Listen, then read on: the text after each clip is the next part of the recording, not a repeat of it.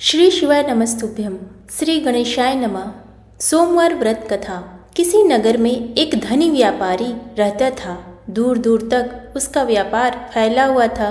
नगर के सभी लोग उस व्यापारी का सम्मान करते थे। इतना सब कुछ संपन्न होने के बाद भी वह व्यापारी बहुत दुखी था, क्योंकि उसका कोई पुत्र नहीं था, जिस कारण अपने मृत्यु के पश्चात व्यापार के उत्तराधिकारी की चिंता उसे हमेशा सताती रहती थी। पुत्र प्राप्ति की इच्छा से व्यापारी प्रत्येक सोमवार भगवान शिव की व्रत पूजा किया करता था और शाम के समय शिव मंदिर में जाकर शिव जी के सामने घी का दीपक जलाया करता था। उसकी भक्ति देखकर माँ पार्वती प्रसन्न हो गई और भगवान शिव से उस व्यापारी की मनोकामना पूर्ण करने का निवेदन किया। भगवान शिव बोले, इस संसार में सबको उसके कर्म के अनुसार फल की प्राप्ति होती है। जो प्राणी जैसा कर्म करते हैं उन्हें वैसा ही फल प्राप्त होता है। शिव जी द्वारा समझाने के बावजूद माँ पार्वती नहीं मानी और उस व्यापारी की मनोकामना पूर्ति हेतु वे शिव जी से बार बार अनुरोध करती रही। अंततः माता के आग्रह को देखकर भगवान भोलेनाथ को उस व्यापारी को पुत्र प्राप्ति का वरदान देना पड़ा। वरदान देने के पश्चात भोलेनाथ माँ पार्वती से बोले, आपके आग्रह पर मैंने पुत्र प्राप्ति का वरदान तो दे दिया, परंतु इसका यह पुत्र 16 वर्ष से अधिक समय तक जीवित नहीं रहेगा। उसी रात भगवान शिव उस व्यापारी के स्वप्न में आए और उसे पुत्र प्राप्ति का वरदान दिया और उसके पुत्र के 16 वर्ष तक जीवित रहने की भी बात बताई। भगवान के वरदान से व्यापारी को खुशी तो हुई, लेकिन पुत्र के अल्पायु की चिंता ने उस खुशी को नष्ट कर दिया। व्यापारी पहले की तरह सोमवार के दिन भगवान शिव का विधिवत व्रत करता रहा। कुछ महीनों के बाद उसके घर एक अति सुंदर बालक ने जन्म लिया और घर में खुशियां ही खुशियां भर गई।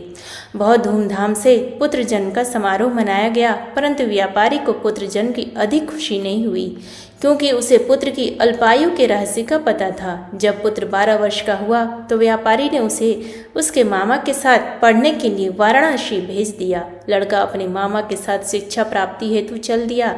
रास्ते में जहाँ भी मामा भांजे विश्राम हेतु रुकते, वहीं यज्ञ करते और ब्राह्मणों को भोजन कराते। लंबी यात्रा के बाद मामा भांजे एक नगर में पहुँचे। उस दिन नगर के राजा की कन्या का विवाह था, जिस कारण पूरे नगर को सजाया गया था। निश्चित समय पर बारात आ गई, लेकिन वर का पिता अपने बेटे के एक आंख से काने होने के कारण बहुत चिंतित था। उसे भय था कि इस बात का पता चलने पर कहीं राजा विवाह से इनकार न कर दे, इससे उसकी बदनामी भी होगी। जब वर के पिता ने व्यापारी के पुत्र को देखा तो उसके मस्तिष्क में एक विचार आया। उसने सोचा, क्यों न इस लड़के को दूल्हा बनाकर राजकुमारी से विवाह करा दूं। विवाह के बाद इसको धन देकर विदा कर दूंगा और राजकुमारी को अपने नगर ले जाऊंगा। वर के पिता ने लड़के के मामा से इस संबंध में बात की। मामा ने धन मिलने के लालच में वर के पिता की बात स्वीकार कर ली। लड़के को दूल्हे का वस्त्र पहनाकर राजकुमारी से विवाह कर दिया गया। राजा ने बहुत सारा धन देकर राजकुमारी को विदा किया। शादी के बाद लड़का जब राजकुमारी से साथ लौट रहा था तो वह सच नहीं छिपा सका और उसने राजकुमारी के ओढ़नी पर लिख दिया, राजकुमारी, तुम्हारा विवाह मेरे साथ हुआ था। मैं तो वाराणसी पढ़ने के लिए जा रहा था और अब तुम्हें जिस नवयुवक की पत्नी बनना पड़ेगा वह कान्हा है।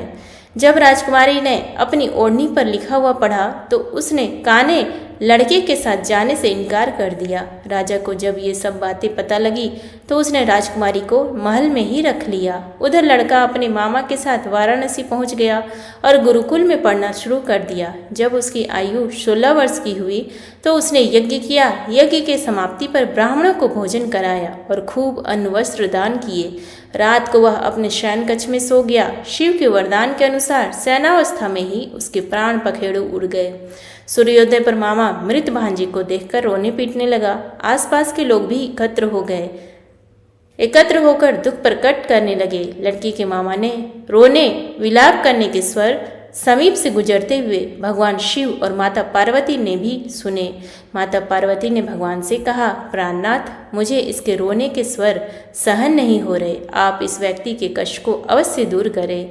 भगवान शिव ने माता पार्वती के साथ अदृश्य रूप में समीप जाकर देखा तो भोलेनाथ माता पार्वती से बोले, यह तो उसी व्यापारी का पुत्र है जिसे मैंने 16 वर्ष की आयु का वरदान दिया था। इसकी आयु पूरी हो गई है। माता पार्वती ने फिर भगवान शिव से निवेदन कर उस बालक को जीवन देने का आग्रह किया। माता पार्वती के आग्रह पर भगवान शिव ने उस लड़के को जीवित होने का वरदान दिया और कुछ ही पल में वह जीवित होकर उठ बैठा। शिक्षा समाप्त करके लड़का मामा के साथ अपने नगर की ओर चल दिया। दोनों चलते हुए उसी नगर में पहुंचे जहां उसका विवाह हुआ था। उस नगर में भी यज्ञ का आयोजन किया। समीप से गुजरते हुए नगर के राजा ने यज्ञ का आयोजन देखा और उसने तुरंत ही लड़के और उसके मामा को पहचान लिया। यज्ञ के समाप्त होने पर राजा मामा और लड़के को महल में ले गया और कुछ दिन उन्हें महल में रखकर बहुत सा धन वस्त्र आदि देकर राजकुमारी के साथ विदा कर दिया। इधर भूखे प्यासे रहकर व्यापारी और उसकी पत्नी बेटे की प्रतीक्षा कर रहे थे। उन्होंने प्रतिज्ञा कर रखी थी कि यदि उन्हें अपने बेटे की मृत्यु का समाचार मिला तो दोनों अपने प्राण त्याग देंगे। परंतु जैसे ही उसने बेटे के जीवित वापस लौटने का समाचार सुना तो वह बहुत प्रसन्न हुआ। वह अपनी पत्नी और मित्रों के साथ नगर के द्वार पर पहुंचा। अपने बेटे के विवाह का समाचार सुनकर पुत्र वधू राजकुमारी को देखकर उसकी खुशी का ठिकाना न रहा। उसी रात भगवान शिव ने व्यापारी के स्वप्न में आकर कहा, हे श्रेष्ठी, मैंने तेरे सोमवार के व्रत करने और व्रत कथा सुनने से प्रसन्न होकर तेरे पुत्र को लंबी आयु प्रदान की है। पुत्र की लंबी आयु जानकर व्यापारी बहुत प्रसन्न हुआ। शिव भक्त होने तथा सोमवार का व्रत करने से व्यापारी की सभी मनोकामनाएं पूर्ण हुई।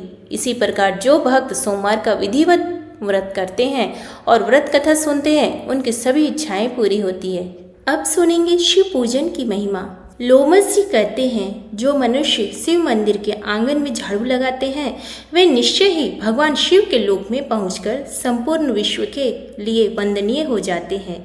जो भगवान शिव के लिए यहाँ अत्यंत प्रकाशमान दर्पण अर्पण करते हैं वे आगे चलकर शिव जी के सम्मुख उपस्थित रहने वाले पार्षद होंगे। जो लोग देवाधिदेव शूलपाणी शंकर को चंवर भेंट करते हैं वे त्रिलोकी में जहाँ कहीं जन्म लेंगे उन पर चंवर डोलता रहेगा। जो परमात्मा शिव की प्रसन्नता के लिए धूप निवेदन करते हैं वे पिता और नाना दोनों के कुलों का उद्धार करते हैं तथा भविष्य में यशस्वी होते हैं। जो लोग भगवान हरि हर के मुख सम्मुख दीपदान करते हैं वे भविष्य में तेजस्वी होते हैं और दोनों कुलों का उद्धार करते हैं। जो मनुष्य हरिहर के आगे नैवेद्य निवेदन करते हैं वे एक एक ग्रास में संपूर्ण यज्ञ का फल पाते हैं। जो लोग टूटे हुए शिव मंदिर को पुनः बनवा देते हैं वे निसंदेह द्विगुण फल के भागी होती हैं। जो ईंट अथवा पत्थर से भगवान शिव तथा विष्णु के लिए नूतन मंदिर निर्माण कराते हैं वे तब तक स्वर्गलोक में आनंद भोगते हैं जब तक इस पृथ्वी पर उनकी वह कीर्ति स्थित रहती है। जो महान बुद्धिमान मानव भगवान शिव के लिए अनेक मंजिलों का महल मंदिर बनवाते हैं वे उत्तम गति को प्राप्त होते हैं। जो अपने और दूसरों के बनवाए हुए शिव मंदिर की सफाई करते या उसमें सफेदी कराते हैं वे भी उत्तम गति को प्राप्त होते हैं। जो पुरुष अथवा स्त्रियां शिव जी के आंगन में विविध रंगों के चौक पूरती हैं वे सर्वश्रेष्ठ शिवधाम में पहुंचकर दिव्य रूप प्राप्त करेंगी।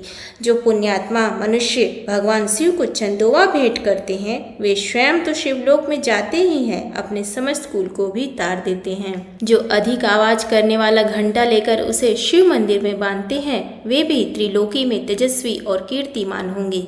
धनवान हो या दरिद्र जो 1, 2 या तीनों समय भगवान शिव का दर्शन करता है वह सुखी होता और समस्त दुखों से छूट जाता है। हे हरे और हे हर, इस प्रकार भगवान शिव और विष्णु के नाम लेने से परमात्मा शिव ने बहुतेरे मनुष्यों की रक्षा की है। तीनों लोकों में महादेव जी से बढ़कर दूसरा कोई देवता नहीं दिखाई देता, इसलिए सब प्रकार के प्रयत्नों से भगवान सदाशिव की पूजा करनी चाहिए। पत्र, पुष्प, फल अथवा स्वच्छ जल तथा कनेर से भी भगवान शिव की पूजा करके मनुष्य उन्हीं के समान हो जाता है। आँख, मदार का फूल कनेर से 10 गुना श्रेष्ठ माना गया है। आँख के फूल से भी 10 गुना श्रेष्ठ है धतुरे आदि का फल। नील कमल 1000 कचनार से भी श्रेष्ठ माना गया है। यह चराचर जगत विभूति से प्रकट हुआ है, वह विभूति भगवान शिव के श्री अंगों में भली भांति लगती है, इसलिए सदा उसे धारण करना चाहिए। जिनके मुख से नमः शिवाय यह पंचाक्षर मंत्र सदा उच्चारित होता रहता है वे मनुष्य भगवान शंकर के स्वरूप हैं। प्रातः काल, मध्याह्न काल तथा संध्या के समय शंकर जी का दर्शन करना चाहिए। प्रातःकाल भगवान शिव के दर्शन से संपूर्ण पातकों का नाश हो जाता है। दोपहर के समय शिव जी के दर्शन से मनुष्यों के 7 जन्मों के पाप नष्ट हो जाते हैं तथा रात्रि काल में शंकर जी के दर्शन से जो पुण्य होता है उसकी तो कोई गणना ही नहीं है। शिव यह 2 अक्षरों का नाम महापातकों का भी नाश करने वाला है। जिन मनुष्यों के मुख से शिव नाम का जप होता रहता है उन्होंने ही इस संपूर्ण जगत को धारण किया है। पुण्यात्मा पुरुषों ने शिव जी के आंगन में आरती के समय बजाने के लिए जो बड़ा सा नगाड़ा रख छोड़ा हो उसकी आवाज से पापी मनुष्य भी पवित्र हो जाते हैं। इसलिए चिरकाल से संचित प्रचुर धन, बहुमूल्य चंवर, मंच, शैया, दर्पण, चंदोवा, आभूषण तथा विचित्र वस्त्र भगवान शिव की सेवा में अर्पित करने चाहिए। पुराण पाठ, कथा, इतिहास और संगीत आदि नाना प्रकार के आयोजन भगवान शिव को प्रिय हैं, इनकी व्यवस्था करनी चाहिए। ऐसी व्यवस्था करके पापी मनुष्य भी अपने पाप से मुक्त होकर शिवलोक में चले जाते हैं। जो स्वधर्म का पालन करने वाले महात्मा और शिव पूजा के विशेषज्ञ हैं, जिन्होंने गुरु के मुख से शिव की दीक्षा ली है, जो निरंतर शिव जी की पूजा में संलग्न रहते हैं, मन में दृढ़ विश्वास रखकर संपूर्ण विश्व को शिव के रूप में देखते हैं, उत्तम बुद्धि का आश्रय ले सदाचार का पालन करते तथा अपने वर्ण, धर्म और आश्रम धर्म में स्थित रहते हैं, वे ब्राह्मण, क्षत्रिय, वैश्य, शूद्र तथा कोई भी क्यों ना हो भगवान शिव के परम प्रिय होते हैं। चांडाल हो या सर्वश्रेष्ठ ब्राह्मण, भजन करने पर सभी भगवान शंकर को अत्यंत प्रिय लगते हैं। भगवान शंकर ही संपूर्ण चराचर जगत के आधार हैं, अतः सबको शिव स्वरूप है, यह बात विशेष रूप से जाननी चाहिए। वेद, पुराण, शास्त्र, उपनिषद, आगम और देवता सबके द्वारा भगवान सदाशिव ही जानने योग्य हैं। मनुष्य निष्काम हो या सकाम, सबको भगवान सदाशिव की आराधना करनी चाहिए। अब सुनिए सोमवार व्रत की विधि। सुबह जल्दी उठकर स्नान करें, साफ कपड़े पहने और सूर्य देव को अर्घ्य दें। मंदिर की सफाई करें और गंगा जल का छिड़काव करें। चौकी पर साफ कपड़ा बिछाकर भगवान शिव और मां पार्वती की मूर्ति स्थापित करें। शिवलिंग पर बेलपत्र, चंदन, अक्षत, फल, धतूरा, भांग आदि अर्पित करें। मां पार्वती को 16 श्रृंगार की चीजें चढ़ाएं। दीपक जलाकर आरती करें। व्रत का संकल्प लें। भगवान शिव को भोग लगाएं। व्रत कथा पढ़ें। व्रत के दौरान मांस, मदिरा, लहसुन, प्याज आदि का सेवन ना करें। बाहर का भोजन या अशुद्ध भोजन ना करें। झूठ बोलने से बचें और अपने क्रोध पर नियंत्रण रखें। चोरी या किसी भी प्रकार का अपराध ना करें। इस व्रत के बारे में कहा गया है कि ग्रहण आदि में जप, ध्यान, हवन, उपासना, दान आदि सत्कार्य करने से जो फल मिलता है वही फल सोमवार के व्रत से मिलता है। श्रावण में केदारनाथ का ब्रह्म कमल से पूजन, दर्शन, अर्चन तथा केदार क्षेत्र में निवास का विशेष महत्व है। इससे भगवान शंकर की प्रसन्नता और शिव की कृपा प्राप्ति होती है। यही लाभ सोमवार के व्रत से भी मिलता है। प्रेम से बोलिए श्री शिवाय नमस्तुभ्यम। हर हर महादेव। धन्यवाद।